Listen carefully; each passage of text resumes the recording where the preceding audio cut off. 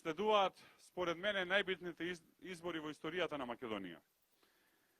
Избори кои што ќе одлучат во кој правец ќе се движи Македонија. Дали ќе имаме ваква каква што ја познаваме, или државата ќе ја снема ваква каква што ја познаваме. Тоа е изборот кој што го правиме на 15 јули. Јас знам дека политиката за младите луѓе не секогаш е атрактивна професија, уште помалце е атрактивна за дискусија. И сум свесен дека како поминува времето, се повеќе паѓа интересот за политика. Ако во моето време тоа беше еден огромен жар, ако во времето пред мене беше уште поголем, знам сега дека тоа не е така. И има бројни причини за тоа. Пред се, за тоа се виновни и сме виновни самите ние политичарите, затоа што 30 години разочарување се случуваат на Македонија. Затоа што после 30 години разочарувања, вашата главна мисла е како да заминете од државава, наместо да размислувате како да останете тука и да направите нешто добро за себе и за сопствената држава. Тоа е тажната вистина за Македонија.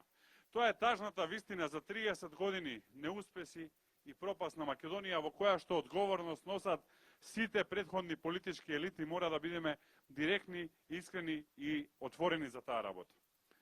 И затоа мислам дека овие избори се последна шанса. Во МРДПМН има генерација, како што ние нарекуваме трета генерација на ВМРО-ДПМН, која што младоста ја помина во партијата, која што младоста ја помина обидувајќи се да ја направи Македонија поубаво место за живење, која што младоста ја помина критикувајќи ги дел од претходните раководни структури на партијата кога правеа грешки. Многу отворено, многу директно и многу гласно сме го правеле тоа и јас, и Васко, и многумина други. И ве мотивирам и вие да го правите тоа, затоа што тоа е најдобриот начин да ни помогнете за сите нас. Знам дека не секогаш критиката е пријатна, знам дека за оние кои што се на врвот тоа не било пријатно, но само искрено однос и чист образ е тоа што ќе извади Македонија на прав пат. Темата вечерва е за меѓународна политика. И меѓународната политика изгледа исто како овие 30 години разочарувања.